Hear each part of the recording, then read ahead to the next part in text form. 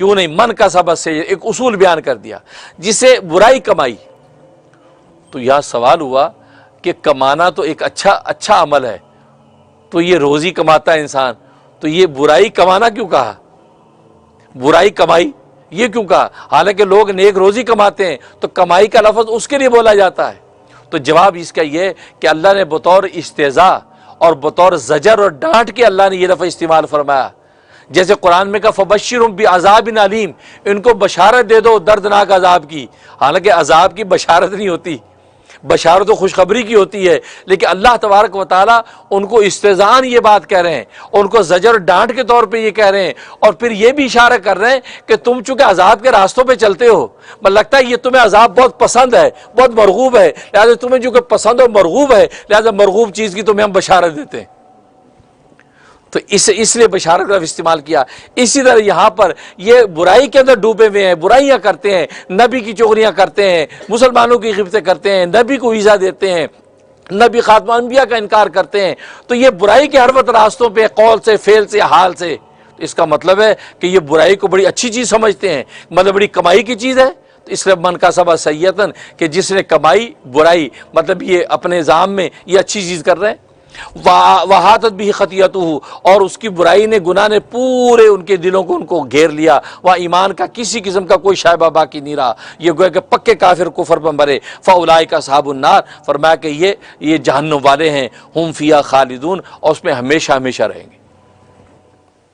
دیکھو سزا اگر جو ہے وہ متناہی ہو، لا متناہی نہ ہو تو بھی آدمی سوچتا ہے چلو یار 5 سال کی سزا کاٹ دیتے کوئی بات نہیں، چلو یار 4 دن رہ کے نکل آئیں گے. تو اللہ نے ان کے اوپر جو کہا تھا انہوں ایام معدودہ، اس کی اللہ نے تردید اور توبیخ سے دنیا کے اندر جو راکھ ہو جائیں.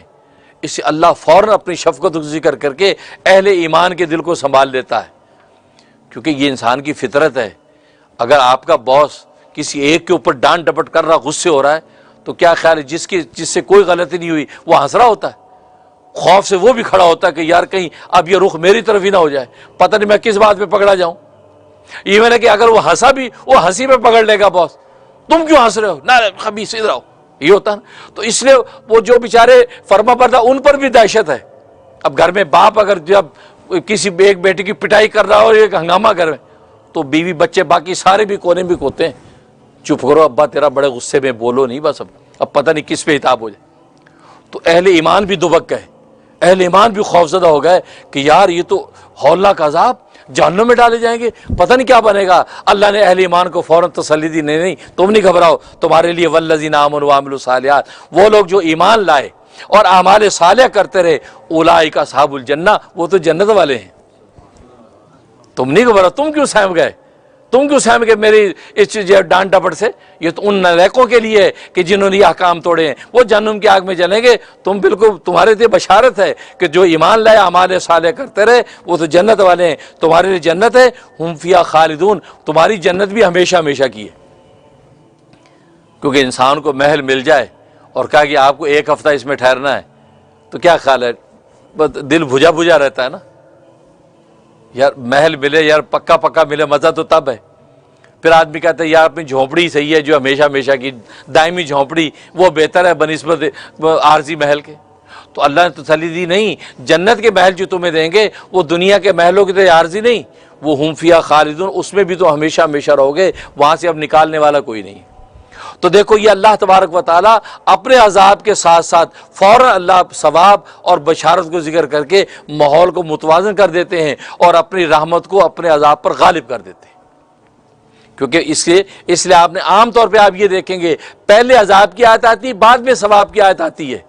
پہلے تخفیف کی آیت آتی ہے کہ جہنم کی تخفیف کو ذکر کر رہے ہیں، پھر تبشیر اور بشارت کی آیت آتی ہے تاکہ اختتام بشارت پر ہو، بشارت والی آیت پہ اختتام ہو.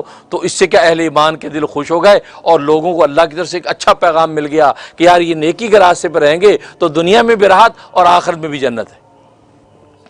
اور اس لیے یہ بھی مسئلہ لکھا ہے کہ جب نماز کے اندر بھی آپ قرات کرے، قاری امام جب قرات کرے تو اختتام بشارت والی آیت پر کرے، عذاب والی آیت پہ اختتام نہ کرے تلاوت کی، مطلب یہی آیت انہوں نے تلاوت کی، اور بلا من کسب سیئۃ وعادت بخطیئۃ فاولئک اصحاب النار هم فیہا خالدون، اللہ اکبر، رکوع میں چلا گیا۔ نماز تو ہو جائے گی لیکن بہتر اس کو سمجھا گیا کہ آپ تبشیر والی آیت تلاوت کر کے اس کے بعد آپ آگے جائیں۔ بھلے جو ہے 3 آیتیں آپ کی پوری ہو گئیں لیکن عذاب کی آیت پہ اختتام ہو رہا ہے، نہیں، آپ آگے کی کوئی آیت شامل کر لیں جو عذاب کی آیت نہیں، یا نارمل کوئی مضامین ہے یا تبشیر اور بشارت کی آیت ہے، اس پہ اختتام کر کے اب آپ رکوع میں جائیں۔ دیکھو کتنی باریکی ہے۔ مقصد اس کا یہ ہے کہ اہل ایمان جو سہم گئے تھے اللہ تبارک و تعالیٰ کی ڈانٹ سے، ان کو تسلی و بشارت دے دی کہ نہیں، جو اہل ایمان ہیں وہ جنت کے اندر داخل ہوں گے۔ یہاں پر جو ہے یہاں تک یہ دوسری حالت کی تفصیل بیان کر دی کہ دوسری حالت کے تحت 3 خباثتیں ذکر کی گئی تھیں اور اس کا تتمہ بیان کر دیا۔